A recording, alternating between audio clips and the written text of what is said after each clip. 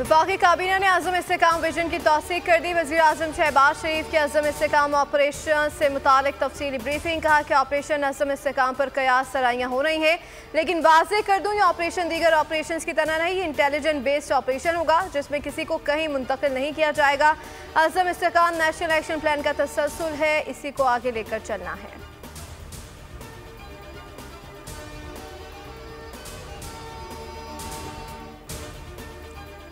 बिलावल भुट्टो की हुकूमत की टैक्सेशन पॉलिसी पर तनकीद। कहा कि हुकूमत बजट में बड़े लोगों को टैक्स नेट में लाने में नाकाम रही। बजट में 70 से 80% इनडायरेक्ट टैक्स लगाए गए हैं। अवाम का मसला ये नहीं कि जेल कौन जाएगा, अवाम को रोटी कपड़ा और मकान की फिक्र है। दूध पर टैक्स लगाने का फैसला किसी सियासतदान का नहीं, किसी बाबू का फैसला है। बोझ आम आदमी उठाएगा है। मकाना टैक्सेस वापस लिए जाएं।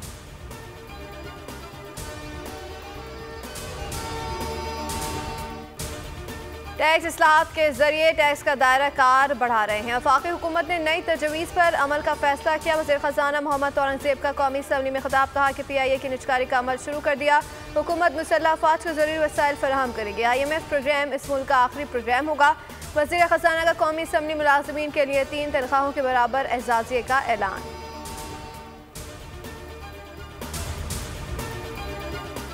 पेशावर में घर के अंदर नामालूम अफराद की फायरिंग। एक ही घर के 8 अफराद कत्ल। पुलिस मौके पर पहुंच गई। तहकीकात जारी है।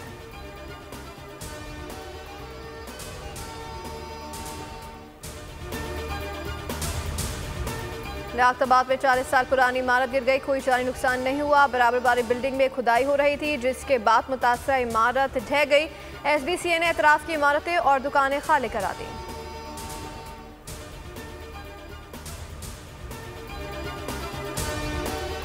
और गर्मी की 27 शहरियों के लिए अच्छी खबर। बहरा अरब और खलीज बंगाल से मानसून हवाएं मुल्क में दाखिल होंगी। 26 जून से 1 जुलाई के दौरान मुल्क भर में बारिश का इम्कान।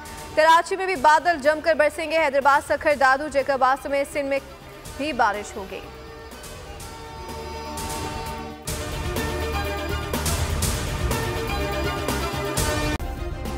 सब्सक्राइब करें और बेल दबाएं ताकि कोई खबर रह न जाए।